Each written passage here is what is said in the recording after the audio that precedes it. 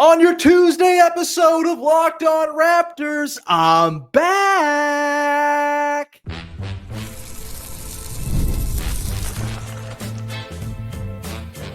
You are Locked On Raptors, your daily Toronto Raptors podcast, part of the Locked On Podcast Network, your team every day. Hey, what's going on? And welcome to another episode of Locked On Raptors, part of the Locked On Podcast Network, your team every day. It is Tuesday, July the 29th, and I am your host, Sean Woodley. I'm back, baby, after 6 weeks on new dad duty. Thrilled to be back. Thanks to Vivek Jacob for doing a killer job while I was away. Sorry to those of you who were accustomed to life with Big V and thought that was better. Apologies. I'm back, baby, and I'm here now to guide you through the rest of the offseason. Of course, our pal Big V will be along. No need to worry. He will be back for his regular guest appearances throughout the summer and into next season. But here we are. It's Locked On Raptors, baby. It's a thrill to be back. And thanks for rocking with the show while I was gone. Some stuff happened while I was away. We will get into that on today's show. Of course, you can always find all my work over on Blue Sky. You can join the Discord, link in the description of the podcast. 100% free to join. As always, come chat about the Raptors. And of course, all over the place. The internet, there's an Instagram account, etc. There might be a TikTok account now that I'm not running, that the folks are Locked On and run. You can go find that if you're on TikTok.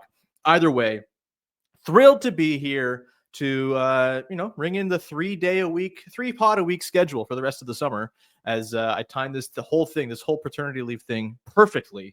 Again, shouts to Big V, killed it. And let's dive in. Yeah, so on today's show, basically the next 2 days is going to be a bit of a diarrhea of takes from my brain over 6 weeks of observing what the Toronto Raptors were doing while not really being online at all and not really being engaged, not putting my takes out there except for here and there in the Discord. I've got a lot banked up, man. It's going to basically be a veritable crab boil of takes. I'm just going to take the bucket, pour it on the table, and we're just going to sort through what I've got on the things that have gone on with your Toronto Raptors over the last 6 weeks or so. And yeah, some stuff happened. Masai Ujiri no longer running the Toronto Raptors. Didn't think that one was going to be a thing I'd come back to. Didn't think I'd wake up to that the day after the draft with a 5-year-old son, ushered in the post-Masai era, I suppose, when the little guy came along. Yeah, we'll get into that. We will get into the reporting from Michael Grange recently about the potential replacement candidates for the president of basketball ops job with the Raptors.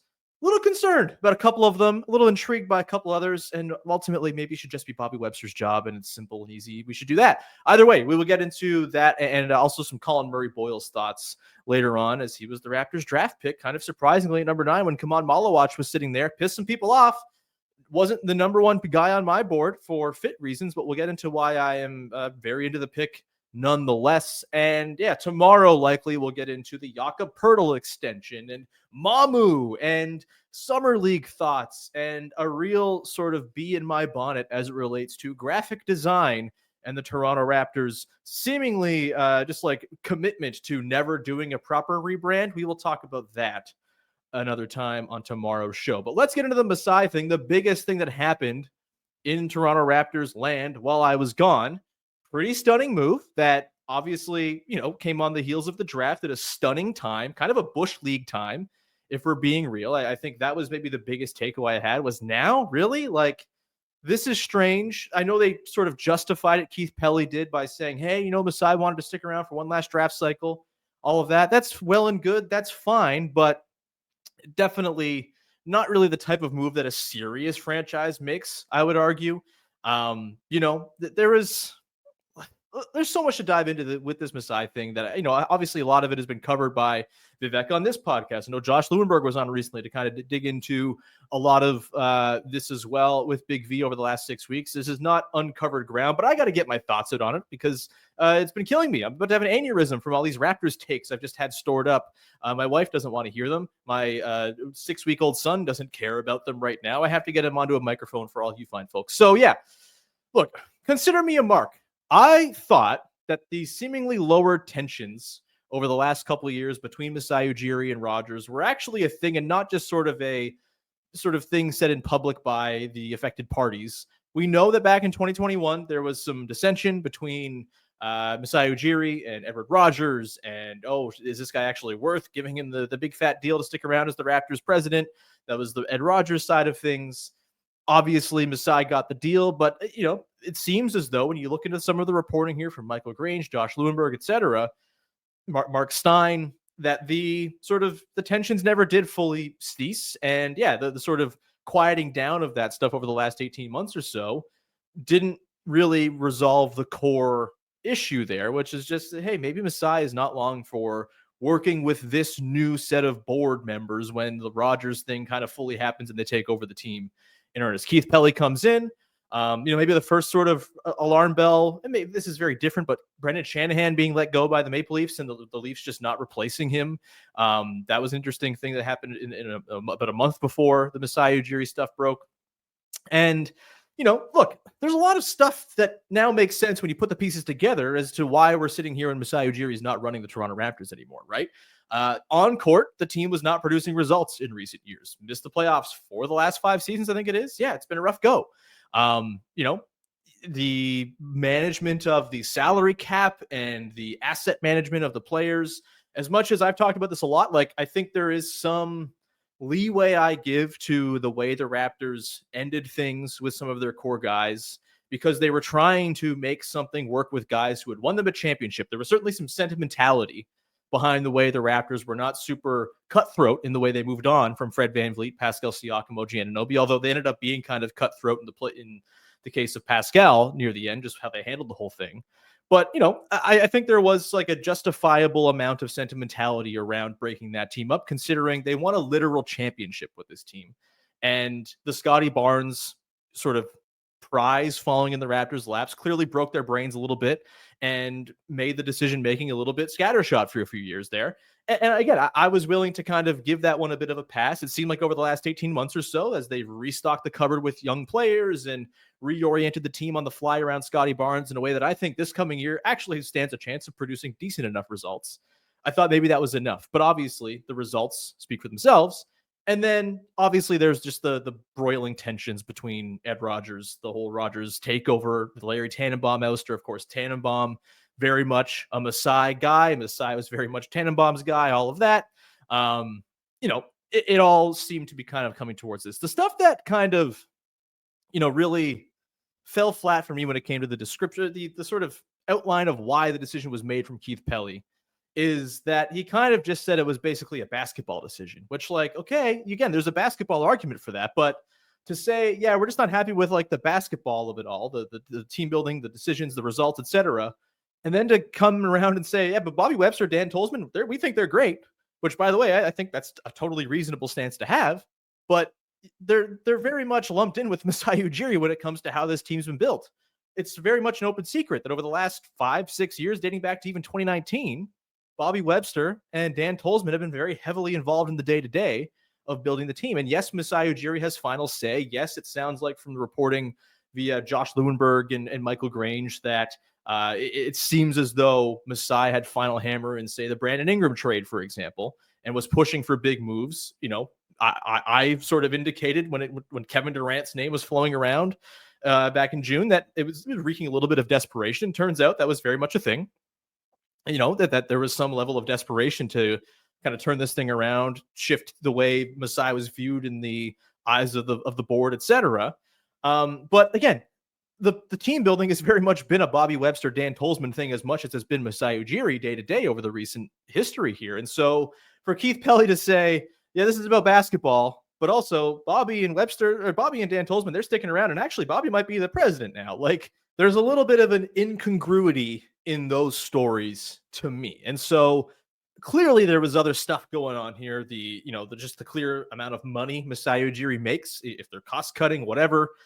Maybe you don't want to pay $15 million plus for a new Masai Ujiri contract. Okay, whatever. I get it. It's not my money. And frankly, they have all of the money. And so that shouldn't be an inhibitor to having the best people around. And I guess just the sort of that explanation to me is what makes me feel a little bit queasy about just like the top-down decisions being made now by Keith Pelly and the Rogers board, as opposed to like clear basketball people like Masai Ujiri was. And that's not to say they won't hire someone new and just kind of give them the keys and let them run the show.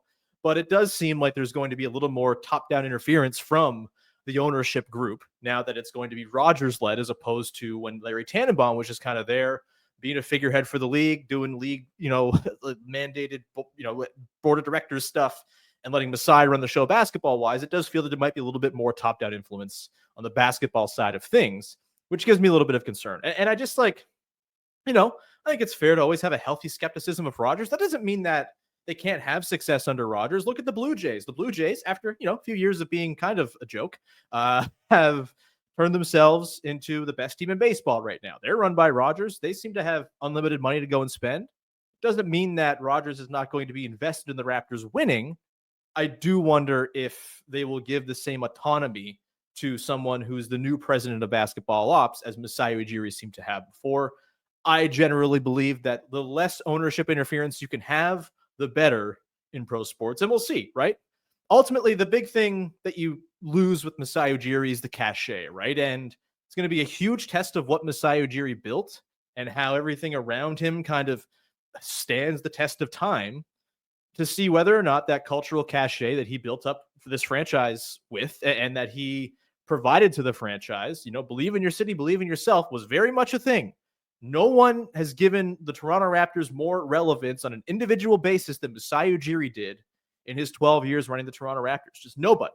He was the guy who, brought the G League to Toronto, brought OVO Center about, totally revamped the way the team is viewed in the eyes of the league. If you think about where the Raptors were in 2013, they were a doormat, bottom of the league in terms of relevance franchise, and that has changed. They are now one of the most valuable franchises in basketball, in pro sports, because of largely Masai Ujiri's imprint. And it's the stuff away from the court that they're going to miss the most.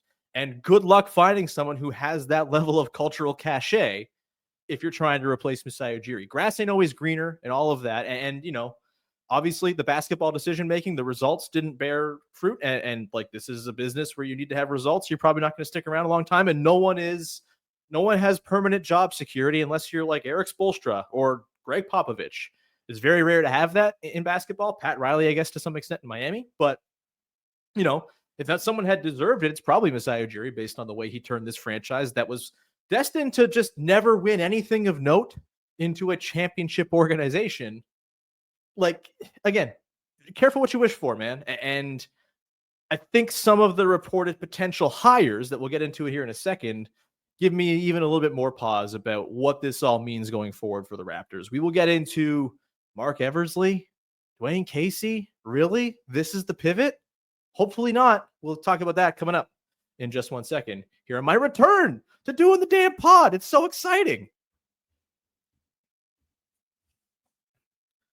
Today's show is brought to you by our friends over at 5 Hour Energy. Time to fuel up and turn it up with 5 Hour Energy Transfusion. It brings the bold grape, ginger, and lime flavor of your favorite golf drink, minus the alcohol, into a quick, energizing shot. Whether you're sinking birdies or just making memories with friends, this is a hole-in-one for your energy game. Let's be honest, some days on the course, on or off, you just need that extra boost to stay sharp and energized. And look, I am not golfing much right now. I'm taking care of a newborn at home. And so I'm not going up for rounds very much of late, but I can tell you what, I'm lacking a lot of sleep, and having 5 Hour Energy kicking around to just have a shot when I'm really feeling tired. Maybe I had a rough night with the little one, not getting full 8 hours. I don't think I've slept 8 straight hours in 6+ weeks. It's been, and maybe I never will again. 5 Hour Energy, great antidote to all of that. If you go to 5hourenergy.com today, that is the number 5hourenergy.com. You can use my promo code LOCKEDONGOLF to receive 20% off your order. This offer is valid only till September 30th on one order and cannot be used with other promotions. This code is not good on subscription orders. Whether you're meeting up with friends or trying to turn 18 holes into 36, get the energizing boost you need to power through. Order Transfusion flavored 5 Hour Energies today. Go check them out.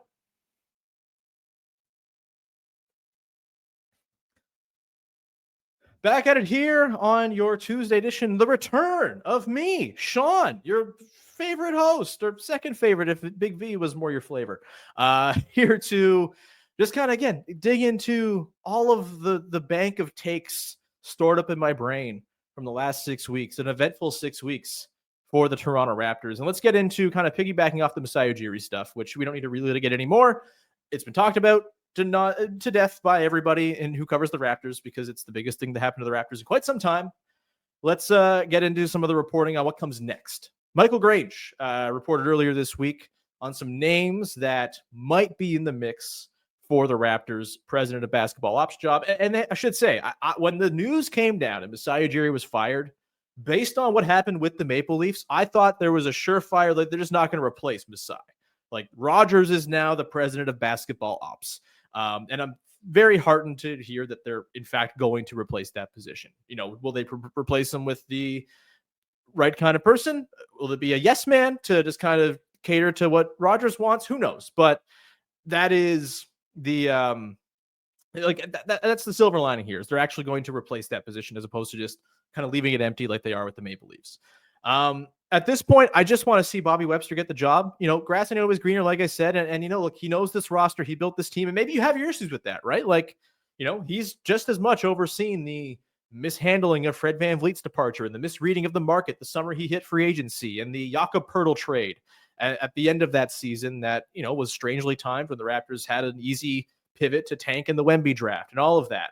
Again, I'm never pro tank, so I have more time for that trade than most people do, even though I do recognize the timing of it was absolutely insane. They should have just got Yak before that trade, before that season is very obviously the answer here. You know, again, I think the Pascal Siakam trade, I think has turned out fine-ish. Again, it's tough to see Pascal go make the finals and be arguably the best player on the Pacers in the finals. Had they won that game 7, had Tyrese Halliburton not gotten hurt, there's a real chance Pascal wins finals MVP. It's tough to see that guy go, but I do think still Brandon Ingram, Jacoby Walter, Ochai Agbaji as the final tally for that trade has a chance to not be a total disaster, which it looked like a total disaster the day that trade was made. Still hate the way they handled it. And again, Bobby Webster oversaw that. Bobby Webster oversaw the OG Anunoby trade, which right now, again, I think there's a real chance Emmanuel quickly kind of raises his stock in the hearts and minds of NBA onlookers and Raptors fans this coming season with a full year and a team that is, I think, pretty befitting of his skill set. I got a lot of time for Emmanuel quickly. I think he's gotten a bit of a raw deal because he got the money. It's not his fault he got the money. Great on his agent for getting the last big contract for an RFA, seemingly that's ever going to be handed out with Josh Giddey and Jonathan Kuminga and Cam Thomas all waiting around, twiddling their thumbs, waiting for money this summer. Great on Quickly's agent for getting that money last summer when there wasn't even all that much leverage, it seemed, for him to get it. And look, the contract is part of what Quickly is, but I still think there's a chance for that deal to look fine if Quickly can turn in good value over the next 4 seasons. But again, I know a lot of people out there don't love that trade and don't love the way the Raptors books are currently set up. And Bobby Webster is a big part of all of that. That said, again, I think there's a lot of value in stability, in this kind of continuity, carrying over this sort of infrastructure that you have. And I think replacing Masai with Bobby Webster, promoting Dan Tolzman to GM, promoting everyone else from within, I think there's a lot of value to that. And I think because of the way the team has seemingly righted itself, maybe not in a way everyone agrees with, but I do think they're in a way better position roster building wise and future setup wise now than they were 18 months ago when the roster was bereft. They were out picks and it just was this kind of, oh God, like what's going on here? The way they've turned this around into a team that I think projects in the next couple of years to all of a sudden have some pretty interesting depth and maybe some higher upside than people give them credit for. We're going to talk on Thursday, by the way, with one of the foremost Raptors believers in NBA media right now, Michael Pina from The Ringer. Is going to be on the show Thursday, who has the Raptors a little higher than some tend to have. We'll get into that. But yeah, I think that is Bobby, to me, because of stability, because the grass ain't always greener, to me is just the obvious pick. And if it's not him, you bring someone in above him, then I think that could potentially lead to all kinds of strange happenings where maybe the new president wants to bring in his own people. And then what does that mean for their rosters? Does it set them up to go into a full-scale rebuild in the coming years? I have no appetite for that. And I know some people love the tank thing. I do not. I think it's, especially in a post, lottery odds changing world, it's not worth the squeeze to be outright bad on purpose all the time. And I think building from the middle is a pretty good thing. We'll get into why one of the candidates that might be on deck here for the Raptors fits that agenda pretty nicely. But a couple guys who are being thrown around out there, I am genuinely concerned because of just like the PR codedness of the names that they are. And that's Dwayne Casey, who, of course, longtime Raptors coach. And by the way, one of my all-time faves to deal with the Raptors. An absolute treat when he was the Raptors head coach. Love Dwayne. Love all he did for the Raptors. And it doesn't get enough credit for what he did for the Raptors during the Raptors run of success between 2013 and 2018. He gets, a lot of criticism for being a bad playoff coach, etc. Like, I don't know. Dwayne Casey was pretty awesome to me and oversaw some of my favorite basketball teams of all time. Love Dwayne Casey. But he is now a quote-unquote front office associate with the Detroit Pistons after he got fired from being their head coach a couple years ago in place of Monty Williams. Now, who's taking over there now? God, my brain. I've been off for 6 weeks. I forget. They have a different coach, and he's good. And now I need to think about it because my brain hurts, and I need to make sure I'm not JB Bickerstaff. Yeah, of course, he's good. Anyway, Dwayne Casey, now a quote-unquote front office associate, kind of like a ceremonial job after getting let go from the coaching duties in Detroit. Not exactly a long resume of running front offices from the top down. He was a coach and was a coach before, an assistant coach, but before being the Raptors head coach, and was a head coach after being the Raptors head coach. I think they're two very different skill sets. And I think, to me, Dwayne Casey feels like such a, hey, we fired the guy you like, but don't you like this guy? You like this guy, remember?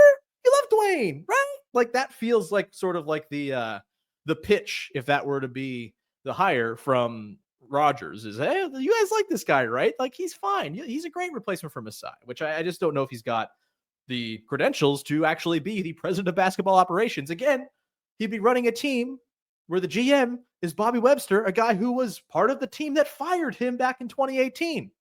Bit of a strange situation. A little awkward. I don't know how that goes. Then you have Mark Eversley coming up in Michael Grange's reporting as well. For those who don't know, someone who came up with the Raptors during the Brian Colangelo era. He's bounced around and been an executive and sort of scout and other stuff with other teams, and is now the GM of the Chicago Bulls. Arguably the most rudderless franchise in basketball during his tenure as the GM of the Chicago Bulls. And look, part of that is probably due to, as it usually is, bad ownership. Jerry Reinsdorf, that whole ownership crew with the Bulls, not great. They don't seem to really care if their team is better than 41-41 every year. And so maybe Mark Eversley has just been kind of doing what ownership's been telling him to do. But a big part of being the president of basketball ops, and I think is going to be a pretty essential part of the job for whoever takes over for the Raptors, is managing up to ownership that doesn't know what they're talking about and convincing them of things that need to be done. And it seems as though the Bulls front office, between Arturas Karnisovas and Mark Eversley, has not had success doing that over the last handful of years, as the Bulls continue to be the Chicago freaking Bulls. And so you have the guy who the Raptors fired as their head coach before winning a title at a time when Bobby Webster was among the chief decision makers, who currently holds the title, quote unquote, front office associate in Detroit. And you also have the Canadian in Mark Eversley. Nice PR. Hey, you like this guy? He works with Canada Basketball, right? You know him. You know this guy. He's been the GM of arguably the worst franchise in basketball over the last half decade. Color me a little uninspired if those are the picks. And those feel like very early Raptors era coded, like, hey, again, you know these guys, you like them, right? Type hires, and not exactly the best for basketball purposes. Now, a couple of guys who do have me really interested, if it's not going to be Bobby Webster, come from Indiana. Michael Grange noted that Chad Buchanan, the Pacers GM, is on the Raptors' radar, and also that their president of basketball ops, Kevin Pritchard, is also on the Raptors' radar. Although Grange noted the Pritchard thing seems unlikely, way harder to pull off because like lateral front office moves in the NBA, tougher to pull off, a little more frowned upon as opposed to like a straight promotion, which if Buchanan went from GM to president would be a straight promotion. So Buchanan feels like they're going to get a Pacers guy, like the more likely of the two. And look, I like that for a couple of reasons. One, I think it's pretty clear the Pacers know what they're doing as a franchise. They operate, I think, similarly as well to how Toronto has been run under Masai, which is that they're averse to tanking. I like that. I don't like tanking. I think it's bad. You know, again, some people like the process style move of just be as bad as possible, collect the highest picks possible, and try to be good that way. Sometimes it works, sometimes it doesn't. More often than not, especially now in the modern lottery world, you are going to end up being the Utah Jazz, where you just pick fifth every year and have terrible luck in the lottery because it's designed to give you terrible luck. You can't build your franchise around the 14% chance of getting lucky every single year. So I like that the Pacers have that model. And I think similarly to the Raptors, like, again, they've been averse to tanking. They've like to try to sustain some level of success. And yeah, the Raptors are in a fallow period now. The Pacers have also had fallow periods, but they've pulled out of them without really being forced to tank to the bottom of the league. They had the Ben Mathurin year where they went to, I think, 7th in the lottery or 6th. Jarris Walker another year. But, they pulled themselves out real quick because they're good at trades. And that is the other thing, right? The Raptors in the market they're in, free agency never going to be an option. It's not an option for 90% of teams in the league. They're going to have to be a team, as they were under Masai, and still likely will be under Bobby Webster, where opportunism in trades is a key component of how they build teams. And so I think if you get a Pacers guy who traded for Tyrese Halliburton, traded for Pascal Siakam for pennies on the dollar, got Obi Toppin for nothing from the New York Knicks, has built a team that is damn good, just nearly won the NBA Finals.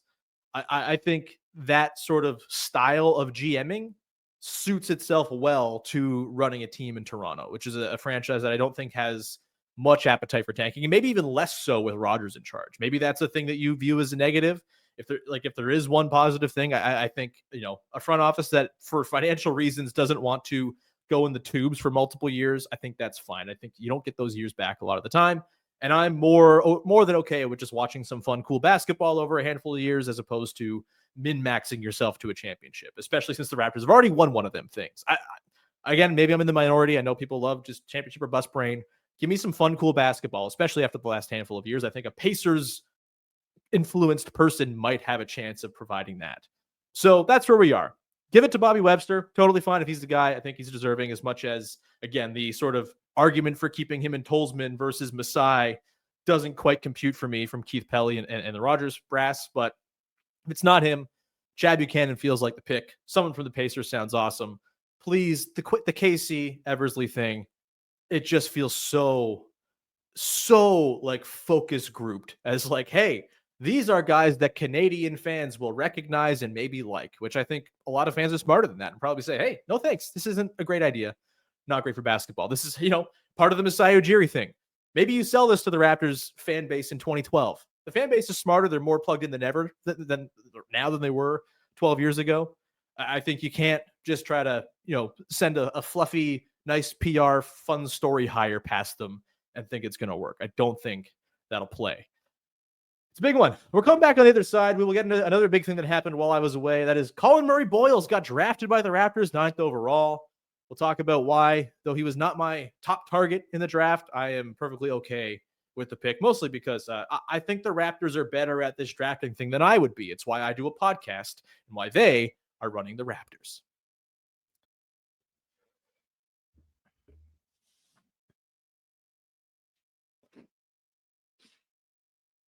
Wrapping things up here on the return episode of Locked On Raptors. Sean Woodley with you. Thank you so much again for rocking with the show while I was away. Thrilled to be back. And apologies if I'm real glistening in my office, real hot during this heat wave. So you get big sweaty Sean back. A classic of the podcast that surely everybody very much missed, at least those watching on video. Again, tomorrow we'll continue this kind of dive into my backlog of takes from being on the sidelines for 6 weeks. Thursday, Michael Pina from The Ringer coming on to talk Raptors optimism. We will get in all that as we go forward. Let's wrap it up here with quick thoughts on Collin Murray-Boyles. As, that was the other big thing, I think, team building wise that happened. We'll talk about the Yock extension tomorrow, but I think Collin Murray-Boyles at number 9, biggest acquisition the team will have made all summer long, with apologies to Mamu, who we'll talk about tomorrow as well. And look, draft night, I was online for this, pissing people off. It seemed that, with Kaman Malawatch sitting there at number 9, the Raptors went Collin Murray-Boyles. And look, before the draft, I talked a lot about Murray-Boyles and how basically he's a prospect who was designed in a lab for me to like, a long, toolsy forward who can pass and defend like a maniac, who's built like a bowling ball. Love that type of player, always. Perfect prospect for me, except I thought the fit with the Raptors was pretty suspect. I think him and Scotty Barnes, lack of shooting, the overall lack of shooting across the rest of the front court, all of that kind of concerning when it came to CMB, who, by the way, we will figure out a better nickname for once he starts playing more games and we can really think up some good stuff here, because CMB ain't going to cut it. But it will for now. These initial nicknames, a scourge.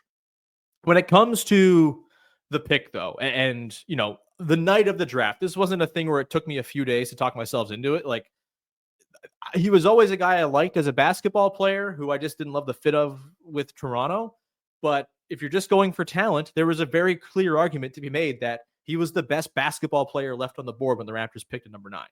Kevon Malawach, someone I really like, and I think is going to end up being a very good player. And to me was an upside swing in that if the 3-point shooting that he had kind of teased a little bit, excuse me, in the combine and sort of in, off book workout, stuff like that. If that was a thing that would come around, Kevon Malawach becomes one of the most valuable types of players in all of basketball. A big man who can bang threes. Still a long way to go for that. And didn't look awesome in summer league. I still think Kevon Malawach is going to be very good. I think playing with Devin Booker is going to be great for him in Phoenix. I think he found a great landing spot. I think he would have been, look, I think there was a sort of tone. There was a couple sort of reasons of being mad about not drafting Malawach that night. The first reason was, we thought he was the best player on the board. And there was this other sort of subset of people who didn't like it because, the Raptors need a backup center. And like I've said it before, backup centers are the backup catchers of basketball players.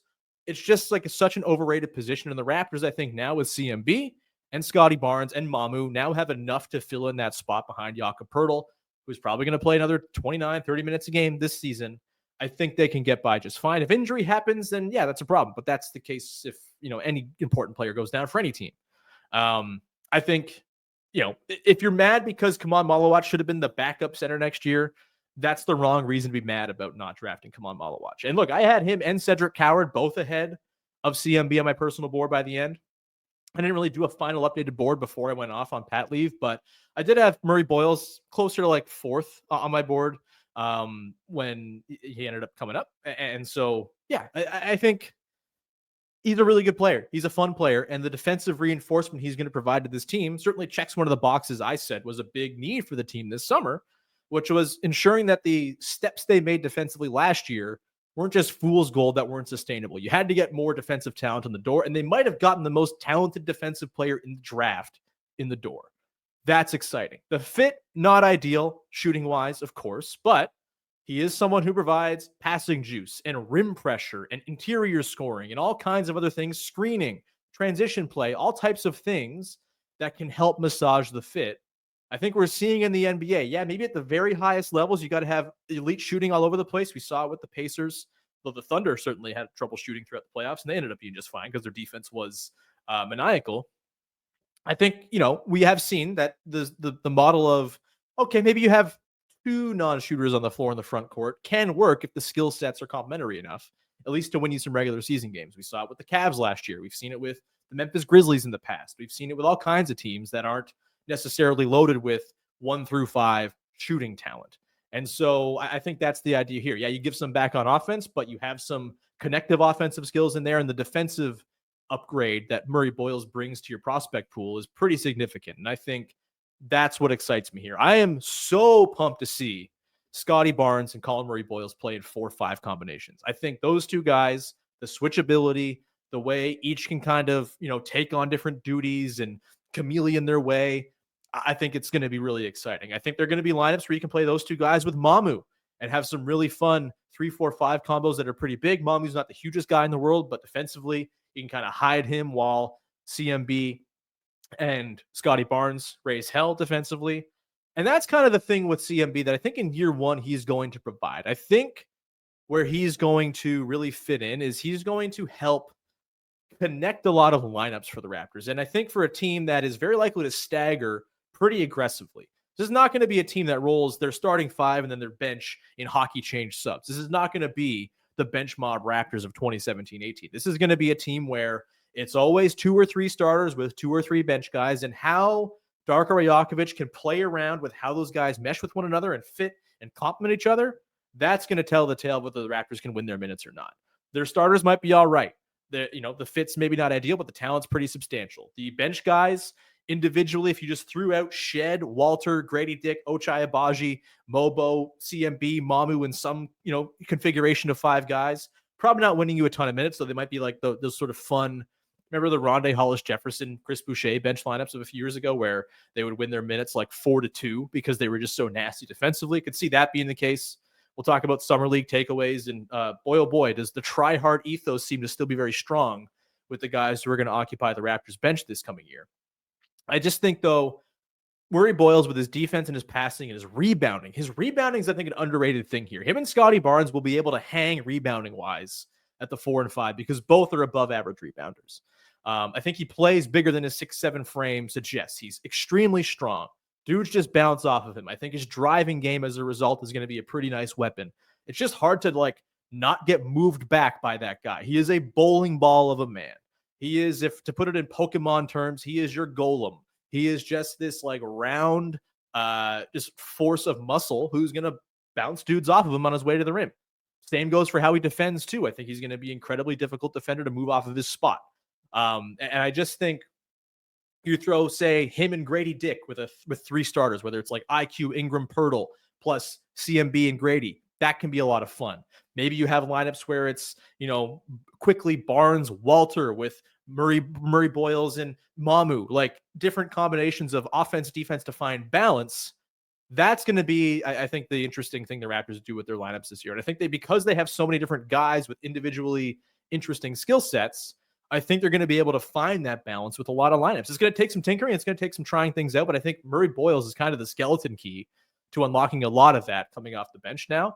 And that's going to be his sort of day one contribution. I think there's a very real chance he's a good defensive player from day one in the NBA, which is not an easy thing to do, but I think it's very possible for someone just based on what we see, just the build he has. He has an NBA ready build. We've seen more and more in recent years that some guys can come into the NBA and be impact defenders from day one, as sort of the youth movement of the NBA is very much underway. Younger players are making impacts sooner than ever.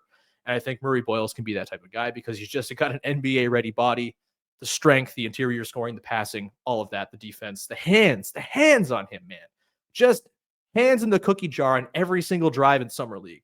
Like a large Fred VanVleet, just knocking balls away. I think he's going to be a ton of fun to watch this year defensively. And I think he's going to add a lot of juice to a lot of different Raptors lineups. And I think playing with better players, as I think a lot of these bench guys are going to get to do, they're going to get to play with 2 or 3 starters. That's going to, I think, elevate their level because they'll be amplifying better players. Better players will be amplifying them. I think there's a chance that this team just rolls some pretty deep looks where, yeah, it's more inexperienced guys filling in the gaps between starters, but the starters and their skill sets are enough to kind of make it all work. That's where I think the real value of Murray-Boyles in year one is going to be. And then down the line, I think there's all kinds of interesting ways his career can go. I don't like putting, certain comps on guys because I think he's got a pretty unique skill set. The 3-point shot obviously is a big swing thing, but baseline, I think he's going to be a good NBA player for a lot of years. And at number 9, I think you're totally fine with that. I think he's going to be really fun to watch on how he connects. He is a connector in the way he plays, and I think his skill set is going to help bridge different skill sets and connect lineups in a way that'll be pretty fun for this team. That's the Collin Murray-Boyles takeaway. We'll be back tomorrow to rattle through the rest of the Raptors offseason. I couldn't get to all of it today because, man, we only have, I almost went 40 minutes because, of course, I did coming out of the gate. Just raring to go, but we'll get into Jakob Poeltl's extension tomorrow, Mamu, the goddamn NBA paint logo that's driving me insane.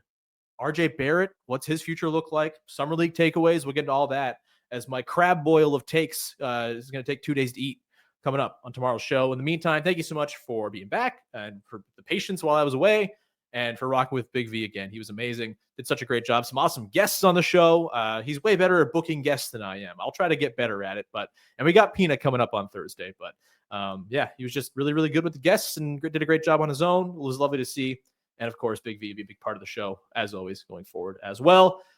Thank you so much for rocking with us. We'll be back again on Wednesday. Follow, subscribe, rate, review, Discord, link in the description of the podcast. I forget how to land the plane. It's been so long. Bye. End of show. See ya. The toodaloo.